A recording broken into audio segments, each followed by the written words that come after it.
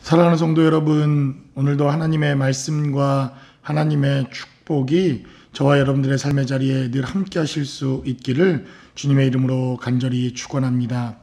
우리가 오늘 함께 나눌 시편 9편 11절로 20절까지 해당되어지는 하나님의 말씀을 통해서 오늘 우리에게 주시는 하나님의 은혜와 하나님의 축복을 함께 나누어 보기를 원합니다. 우리는 어제 기록되어져 있는 시편 9편 1절로 10절까지 기록된 하나님의 말씀과 그리고 이 시편이 가지고 있는 여러 가지 배경들에 대해서 우리가 함께 말씀을 나누어 보았습니다. 특별히 시편 9편에 기록된 메시지를 읽을 때는 문라벤에 맞춘 노래였다, 이렇게 여러분들에게 설명을 드렸습니다. 아들을 잃은 이가 슬픈 곡조를 붙여 그 아들을 잃은 위로와 그 마음을 담아 노래하는 가락과 곡조가 문라벤이다, 여러분들에게 그렇게 설명을 드렸습니다. 마찬가지로 이러한 배경을 우리가 이해하고 시편 9편 기록된 메시지를 살펴보면 이 시편이 쓰여지는 바로 그 환경과 상황 속에서 다윗이 얼마나 큰 고난과 고통과 아픔과 어려움을 겪고 있었을까 하는 것을 우리가 상상해 보며 생각해 볼 수 있다는 것입니다. 아마도 이민 생활을 하시는 여러분들, 애국가나 혹은 아리랑 같은 이러한 민족의 애환과 우리의 마음과 고향을 생각하게 하는 이러한 노래곡조가 들려질 때 아마도 여러분들의 마음과 감정과 그러한 생각들이 움직이는 경험들이 틀림없이 있었을 것입니다. 이렇듯 이역만리 타국에서 삶을 살아내는 우리들이 느끼는 감정보다는 훨씬 더 깊은 아픔과 슬픔의 감정들이 다윗에게 있었을 것입니다.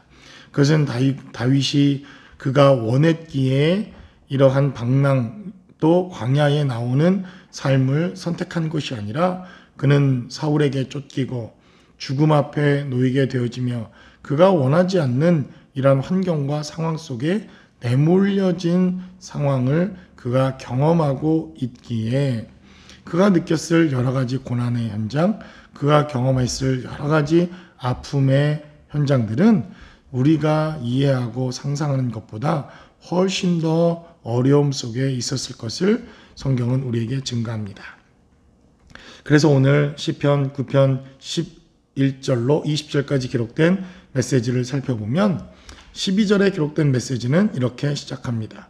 피 흘림을 신문하시는 이가 그들을 기억하시며 가난한 자의 부르짖음을 잊지 아니하시는도다.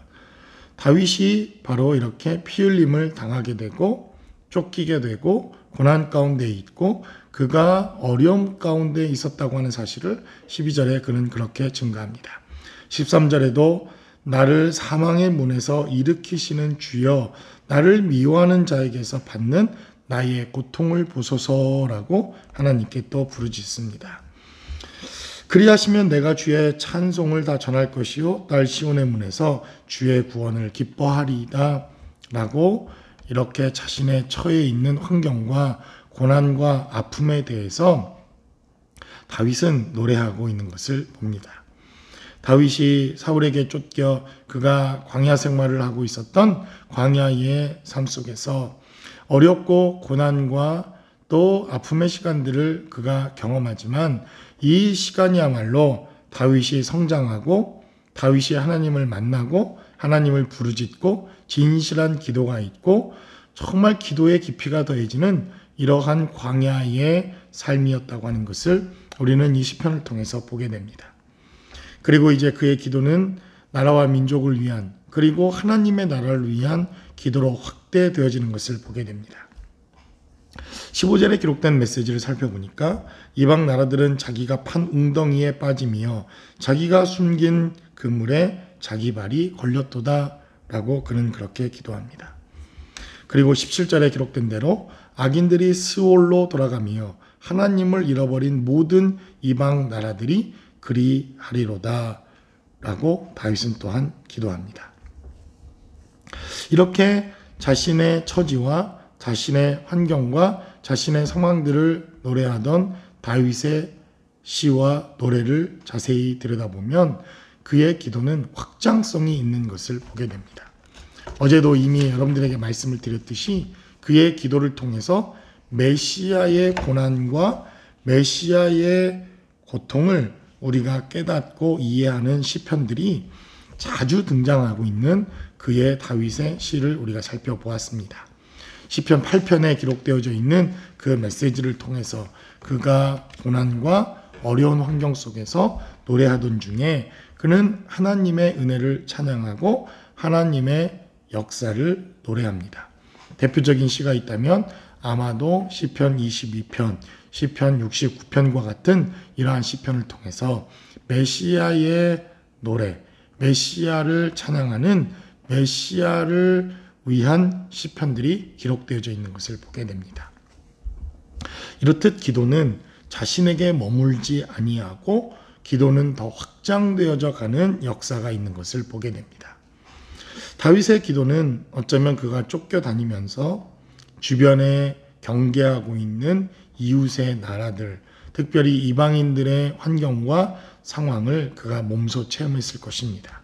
그가 정복 군주가 되고 다윗이 이스라엘을 통일하고 난 이후 주변의 국가들을 정복할 수 있었던 원초적인 힘과 능력과 그리고 그가 그러한 전략을 가질 수 있었던 것 역시도 그가 이렇게 방랑 생활을 하면서 또 사막에서 광야에서 쫓겨다님을 당하면서 그는 이방 나라들을 자연스럽게 정탐할 수 있었고 이방 나라들을 접할 수 있었고 그리고 그러한 자신의 경험을 통해서 나라들을 정복하는 정복군주가 될 수 있었다고 하는 사실을 우리는 기억해야 합니다.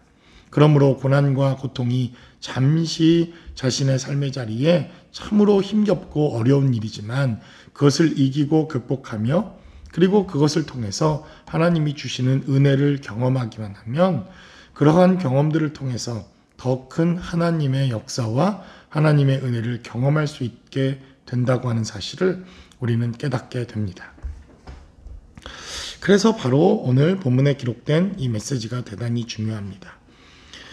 그가 예루살렘에만 머물러 있었다고 한다면 그가 시골에서 양을 치는 목동으로만 머무르는 수준으로 그가 있었다고 한다면 그는 하나님의 나라를 위하여 또 땅끝까지 하나님의 나라와 하나님의 말씀을 전하고 심판을 전하는 일을 생각해 보지 못했을 것입니다.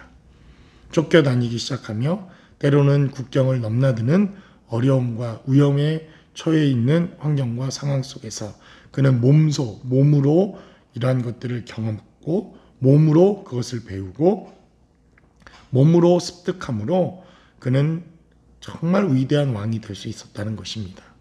그래서 몸으로 배운 것만이 진짜 우리가 배운 것이다 하는 것을 깨닫게 됩니다. 다윗은 그의 몸을 통해서 직접적인 경험을 통해서 그가 체험하고 그가 경험한 삶을 통해 하나님의 은혜와 생명을 체험하고 경험하게 됩니다. 그러므로 하나님께서는 우리에게 주일과 주일 사이 이러한 삶의 자리를 마련해 두십니다. 이렇게 여러분들이 이제 또 한 주간의 중간까지 와 있는 삶의 자리에서 지난 한 주간의 삶을 돌아보고 앞으로 살아내야 할 삶의 마지막 부분들을 기도하며 준비하며 살아낼 수 있다고 한다면 저와 여러분들의 삶의 자리를 통해서 역사하시는 하나님의 은혜와 축복을 경험할 줄로 믿습니다. 이러한 하나님의 은혜와 축복과 생명과 또 하나님의 돌보심이 저와 여러분들의 삶의 자리에 오늘도 충만하게 거할 수 있기를 주님의 이름으로 간절히 축원합니다.